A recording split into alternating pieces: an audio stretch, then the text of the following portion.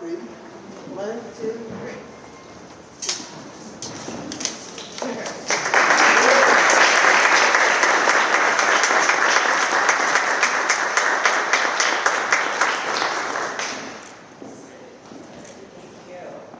So let me introduce Amelia Zietlow. Zietlow. Yes, she is a graduate student at the American Museum of Natural History in New York City who studies mosasaurs. So I'm super excited to hear her work on some really cool specimen. So she got her BA in biology from Carthage College, where she specialized in paleontology and completed a honors thesis on mosasaurs. So you've been doing mosasaurs all along, haven't you?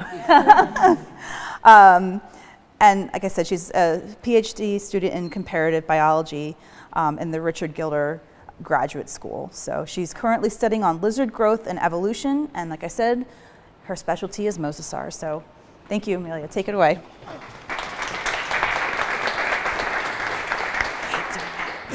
Alrighty, thank you very much. And first and foremost, I'd like to thank the institution and Dana Arrett for inviting me to speak here. I'm very excited to talk about my research on mosasaurs.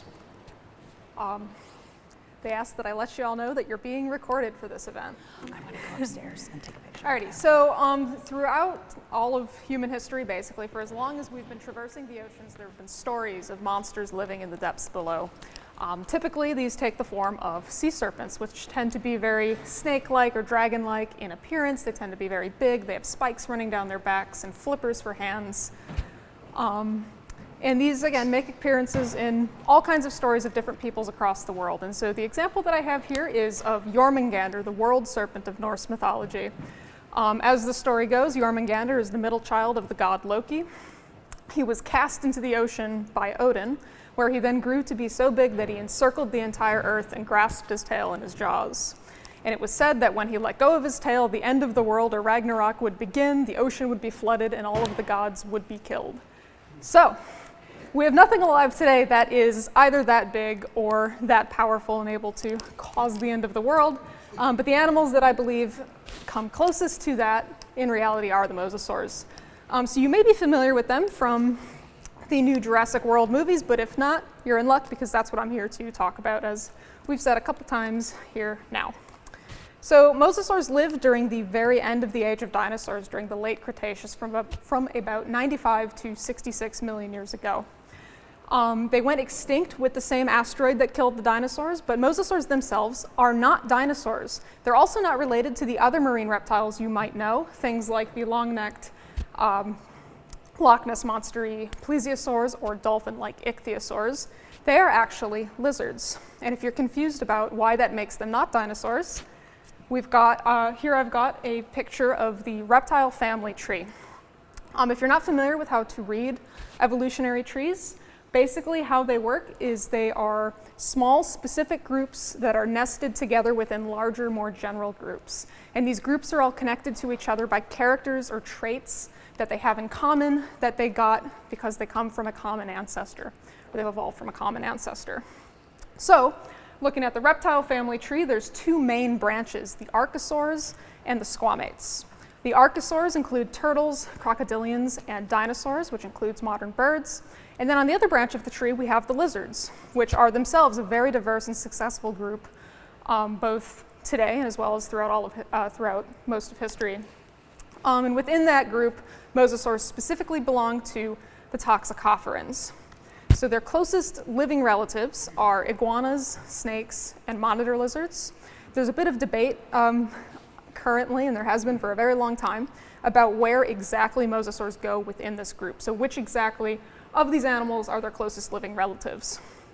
The two primary hypotheses or guesses to which group they are related to is, are they snakes or are they monitor lizards?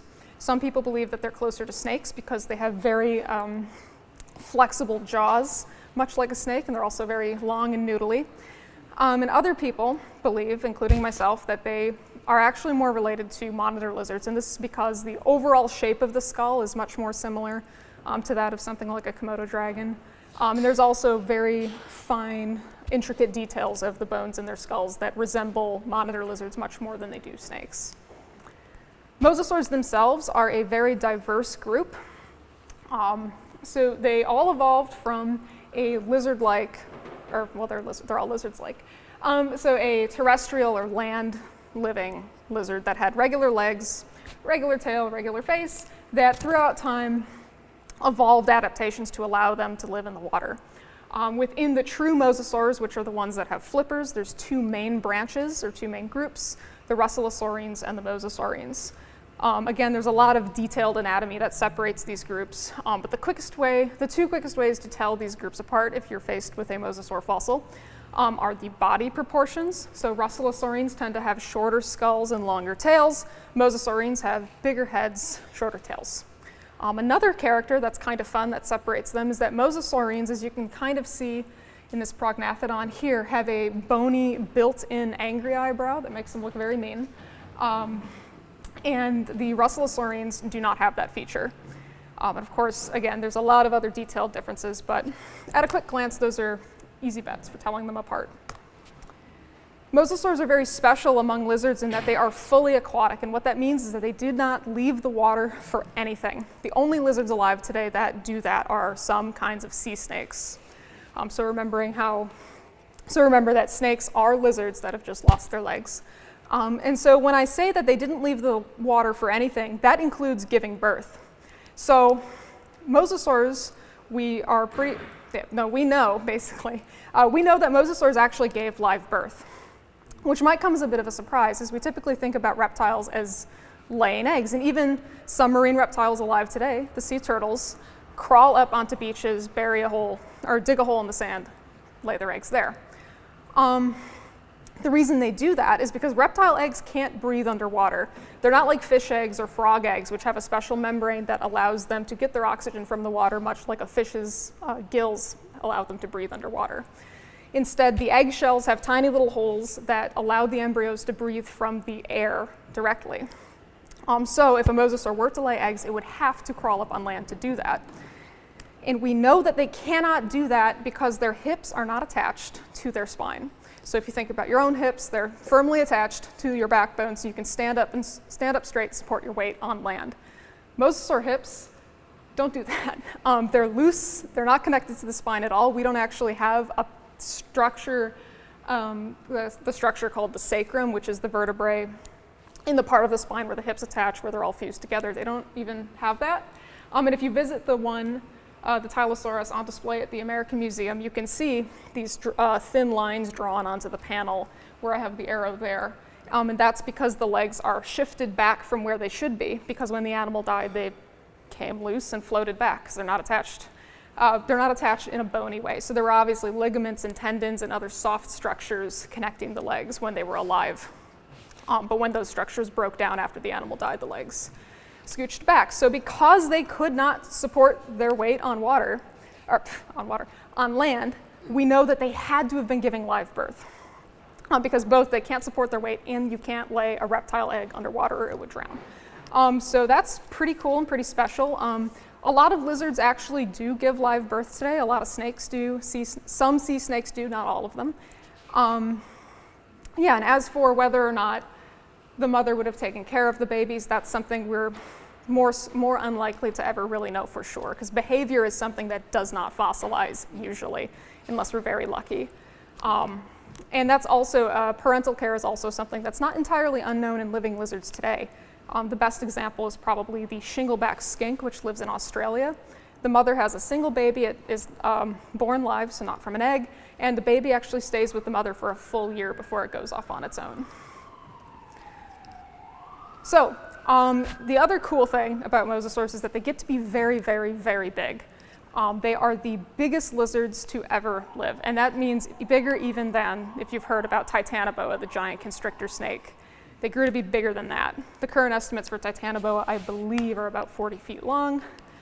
So to show the range of mosasaur sizes here, I've got some Tylosaurus skulls. The largest lizards alive today are the Komodo dragons, the largest not snake lizards. They grow to be about 10 feet long, and that's the size of a baby Tylosaurus. The medium Tylosaurs grow to be about 20 to 30 feet long, which is in the ballpark of the largest snakes, pythons, and anacondas. But mosasaurs, of course, go way past that. So we've got this individual here, which is almost life-size on this screen. This is Bunker. Bunker is from Kansas. It's currently hanging, well, the real fossil's down in the collection, is the basement, but a cast of it, which is this picture, is hanging from the ceiling in the museum. And it is quite a sight. The skull is as long as I am tall, and that's not an exaggeration. It is 5'7". And the jaws are slightly longer because they extend a bit back beyond the skull. The entire body is almost 50 feet long, which is larger than Sue or any other T-Rex. So keep that in mind the next time you visit the AMNH or any place else that has a T-Rex on display, and remember that real lizards got bigger. So if that's not scary enough for you, or cool enough, however you'd like to frame it, mosasaurs also had a double row of teeth on the roof of their mouth. And this is another feature that, like live birth, is actually very common in lizards. It's actually more uncommon for lizards to lack these bonus teeth on the roof of the mouth. But what's special about mosasaurs is that these teeth are big. They're almost as big as the normal teeth, or the marginal teeth, because they're on the outsides or the margins of the jaws. Most lizards, these teeth, so actually iguanas have palatal teeth, but they are, instead of being big and sharp and normal looking, they actually look very upsetting. They're very fuzzy and kind of look like Velcro, and they're on the top, and I don't like them. But mosasaurs are very good animals, which means they're very pretty to look at, and I personally think the pterygoid bone, which is the bone of the palate that actually has the teeth in it, is one of the most beautiful things in existence. Yeah, so it may come, wrong transition. They're also found around the world. So speaking of world serpents, these were literally the world serpents. Their fossils have been found on every continent, including Antarctica. They've been found in both marine and inland sea and freshwater environments. So these are some maps, or the map on the left is showing the distribution of one mosasaur in particular, which I'll talk about on the next slide. But those are actually all really fossils that have been found of mosasaurs. Literally every continent. We're not the Pacific ones, because they're not on this map. But what this map on the left is of the Mosasaurus itself. So this is Mosasaurus hoffmanni, sometimes called Mosasaurus maximus when they're found over here in Jersey. Whether or not they're really the same species or not is still a little up in the air. It's something I'd like to dig into later. So this is the skeleton that you'll see if you visit the State Museum hanging from the ceiling. This is the skull that's reconstructed over there. They're very big.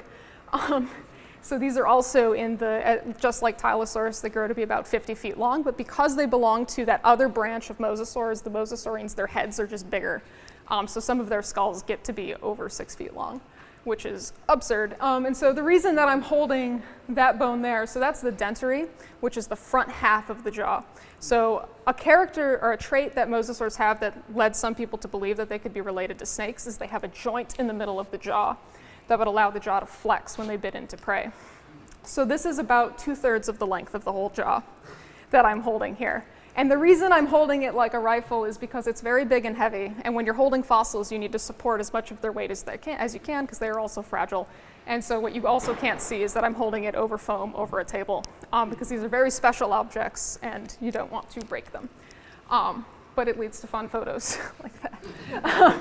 So Mosasaurus hoffmanni, or maximus in particular, is super cool because it's found in both Europe and New Jersey. And on top of that, it's found in Africa, it's found in South America, it's found in Antarctica, which means that this animal was crossing the Atlantic Ocean, just like modern large predatory aquatic animals. So if you think about things like whales and great white sharks, they're not localized to a specific area. They surround the whole world, or they swim around the whole world. Perhaps it may come as no surprise that these are apex predators. These animals were the top of the food chain in whatever environment that they found themselves in. And we know that from two main lines of evidence. The first is that sometimes we get very lucky, and we actually have preserved stomach contents for mosasaurs. And what we have learned from this is that they were eating basically anything and everything that came near them. Some of them were more general or less picky, and some of them were more picky. So one of the less picky mosasaurs is Tylosaurus. So that one on the left there in the blue circle are the gut contents, and they include a bird, some fish, a plesiosaur, another mosasaur. The one in the middle is hanging at the Smithsonian. It was found with a plesiosaur inside of it. And we know from some indirect evidence that they were literally eating everything. So what I've got here is the second line of evidence, which is the actual shapes of the teeth. So based on the shapes of the teeth, we can get an idea of what these animals were eating, even if we don't have the stomach contents. So I've got Tylosaurus in the middle and the bottom there. It's got these very general conical or cone-shaped pointy teeth, which is in line with the stomach contents that we find, where it's very generalized, meaning it's not very picky, it's eating everything. On top of it, we've got Prognathodon, which I mentioned before as being the mean-looking one.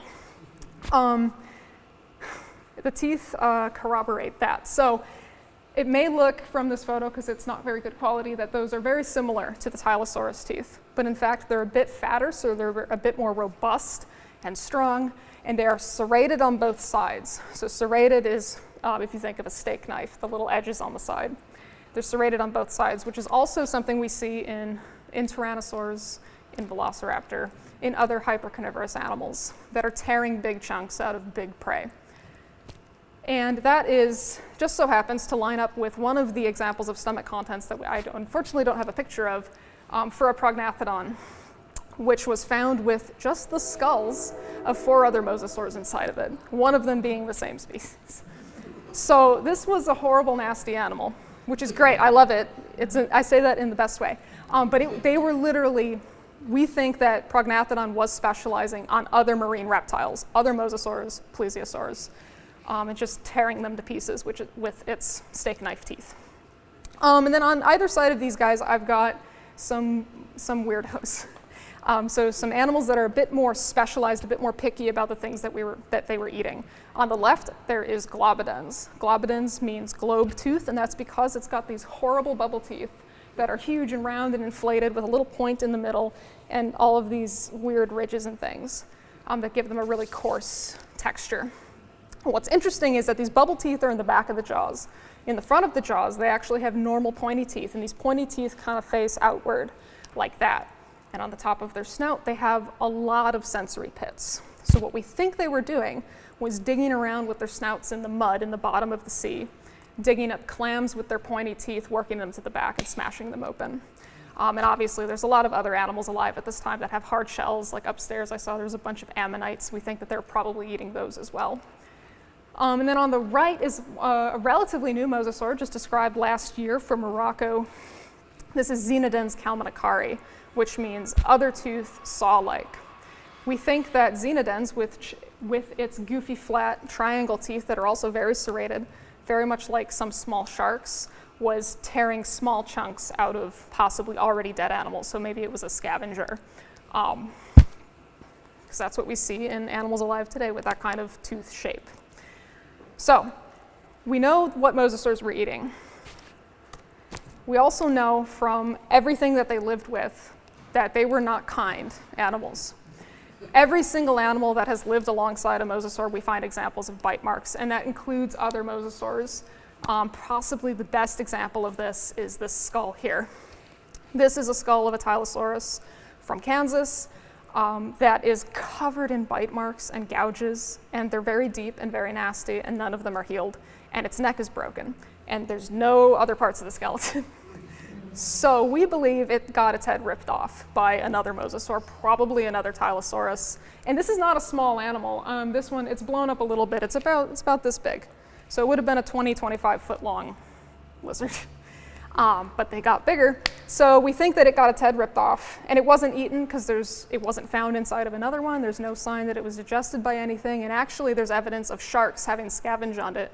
So we can tell the shark teeth apart from the mosasaur teeth or from the bites because the sharks are all they do like a sawing motion with their heads. So there's these shallow scratches along parts of specifically the lower jaw where the jaw muscles would have been. So they were ripping pieces off there. So we know that the mosasaur that killed this one did not eat it. It just didn't like it.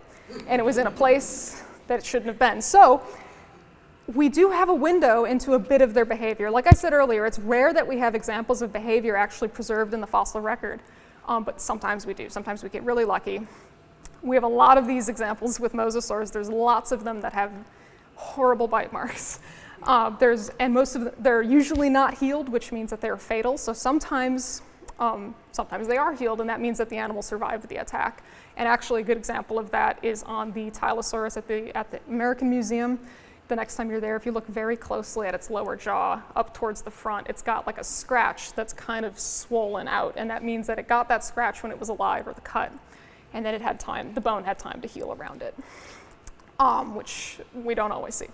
And this doesn't come as too much of a surprise based on the behavior of living lizards. Living lizards are not particularly social. Sometimes they hang out together, but it's more so they're just kind of around each other. They're not friendly with each other. They're not seeking out the company of other lizards unless it's as like a defense against usually bigger lizards or other predators.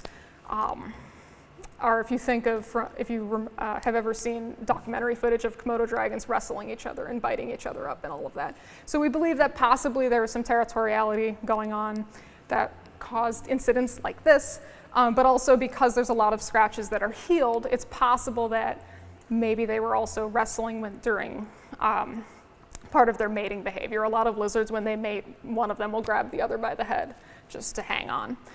So we find, because we also find a lot of shallower healed marks, and a lot of these marks tend to occur in the same parts of the skull, that suggests that this is a behavior that they were doing regularly, that they were surviving. And so those kinds of scratches in particular suggest mating behavior rather than homicide. So moving on to what they looked like in life. Because they are just lizards, we've had a pretty good idea since they were discovered what they would have looked like, which is like a big lizard that was adapted for the water. So they're very long, they're very big, they're torpedo-shaped and pointy. From the skeleton, we know that their hands were turned into flippers because their arms are really short and their fingers are really long and spread apart. We're also lucky to have a lot of mosasaur scale impressions. So we know that the scales were diamond-shaped and they had a little ridge running down the middle, which is very similar to a lot of snakes and lizards alive today that kind of have the same shape. A little hard to see. Yeah, it's a little hard to see in this picture. But yeah, so not totally surprising, also because also if you think about how shark skin looks under a microscope, it's the same kind of shape where it's got that ridge running down the middle, and that kind of is thought to help them swim a bit more efficiently. And so that is actually depicted in that painting over there. If you look closely, the scales are diamond-shaped and they got little ridges running down the middle, because that's something we've known about these animals for a very long time. What has remained a bit of a mystery until very recently is what's going on with the tail. So we know what the flippers look like mostly, because the bones in the hands tend to map onto the shape of the skin around them.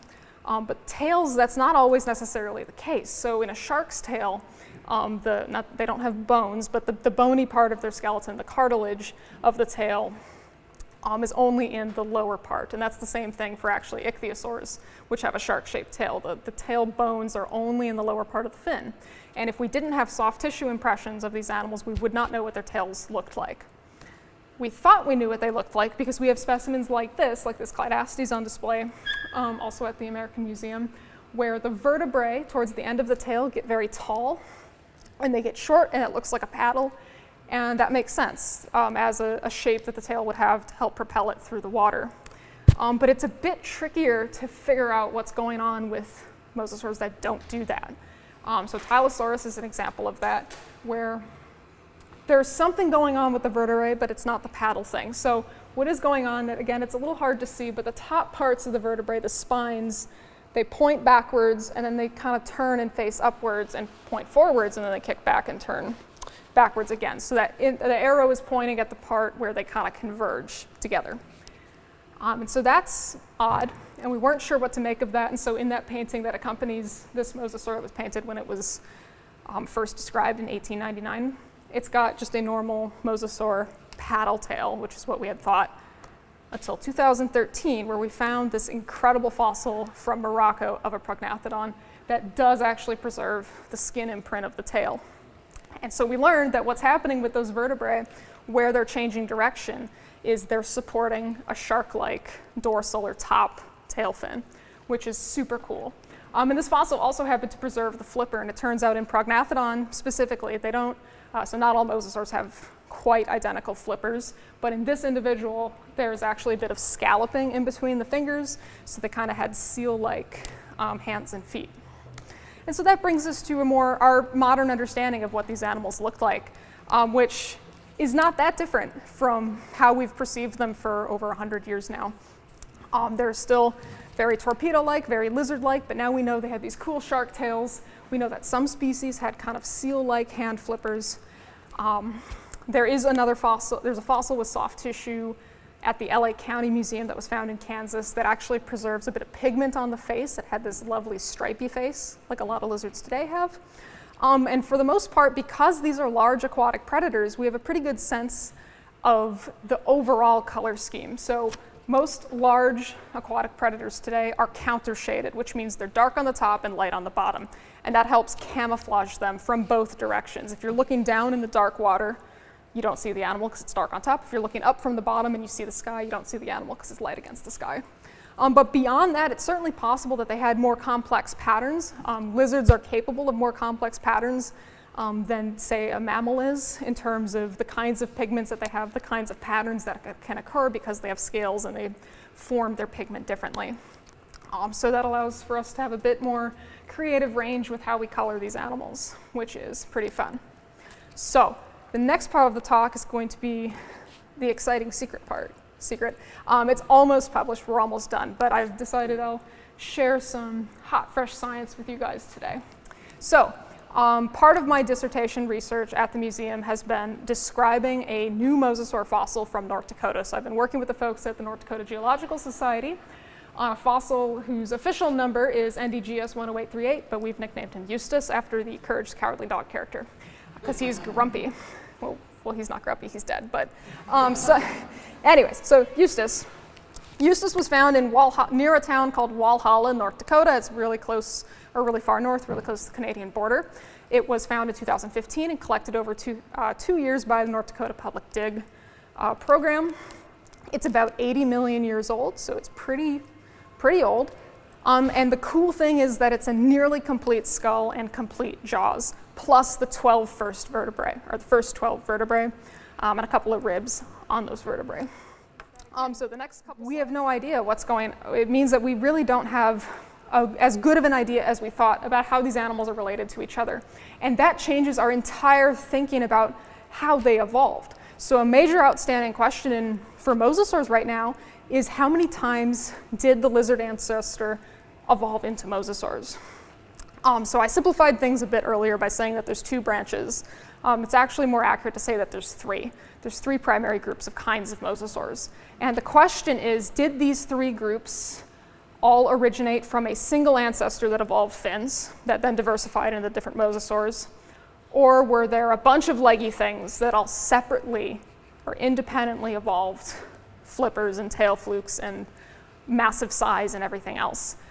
Which wouldn't be entirely out of character as a thing for lizards to do. So we think sometimes evolution is described as taking the simplest path, evolution or survival of the fittest, and it's never actually that simple, especially in lizards.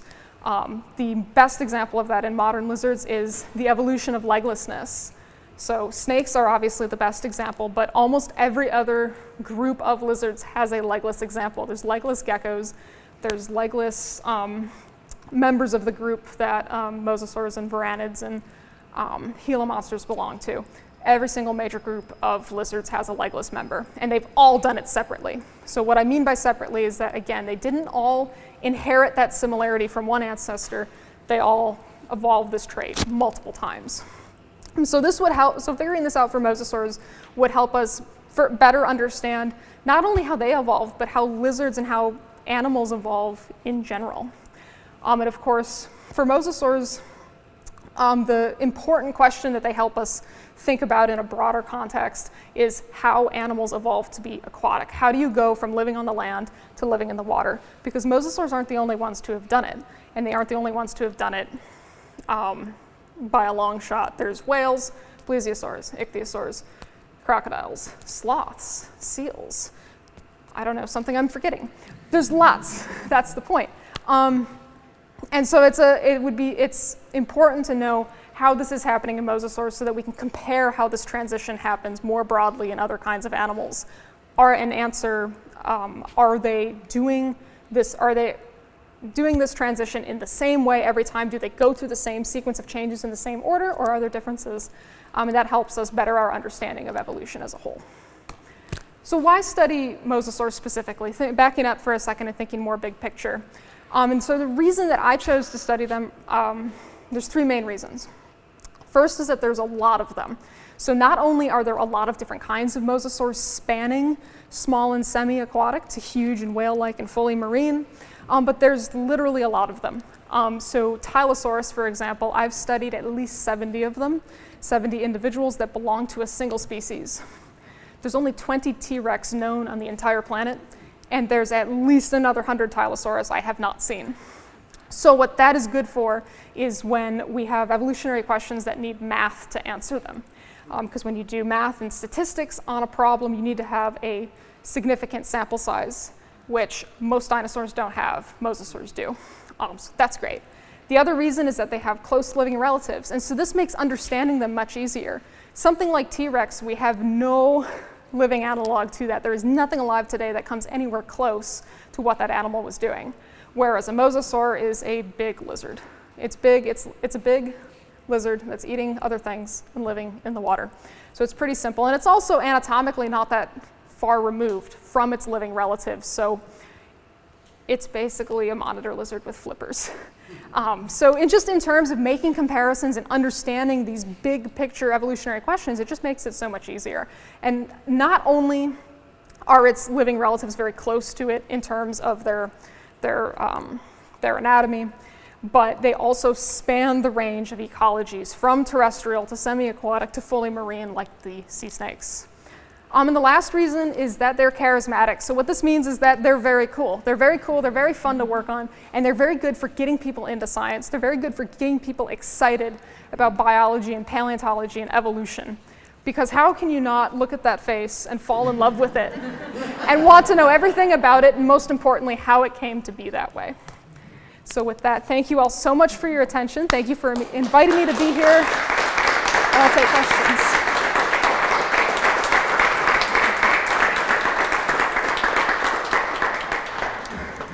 Yes, we have time for questions.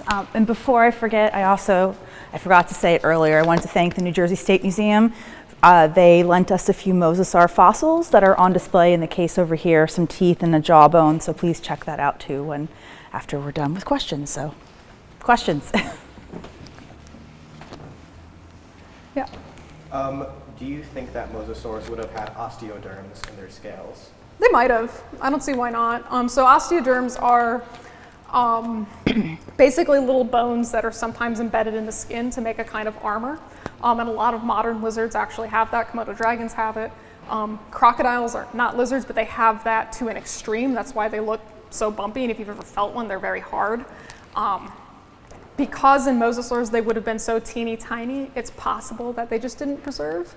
But because we have specimens that have skin associated, I would guess in the specimens where the skin or the scales preserved, we would have had them as well. So I would guess that they didn't, but it's hard to know for sure unless we find like a mummy. Good question. Yeah. I'm from Kentucky. We had Mississippian Sea covering much of Kentucky, which was very shallow, Yep. but has produced a great deal of fossils like the Muppet Dendron here. Were there any mosasaurs in there? I believe so, because there's some from Alabama, which I think is the same, transgression of the Atlantic, yeah, most likely. I'm not immediately aware of any examples. That's a region of the country. I haven't been to like their museums yet and really surveyed the diversity there, but because they're found in Alabama, I would guess that they're probably there if there was water. Another question over here. Yeah. So where is the idea that there might be a common ancestor came from if there's other examples in lizards of evolution, how different lizards evolving similar things but separate? Right, so that's a really complicated, that's not really that complicated. So basically how we study animals and study common ancestry is by looking at the traits that they have in common and figuring out how likely is it that this trait evolved once or many times. And so for lizards, in modern times, we've been able to study their relationships using genetics. So we know how they're related to each other based on the genetics. So just like comparing, so being a paleontologist, I'm stuck looking at the bones and comparing the bones because we'll never have DNA for a mosasaur. But when you have the DNA, it's at a much finer resolution or a finer level of detail that we can actually compare how these animals are related to one another. If they're more closely related, they'll have more DNA in common. And so because we know how they're related genetically, we can then map the traits onto that tree that we create with genes. So the genes are telling us where the animals go in this case, and their skeletons are telling us what features they have.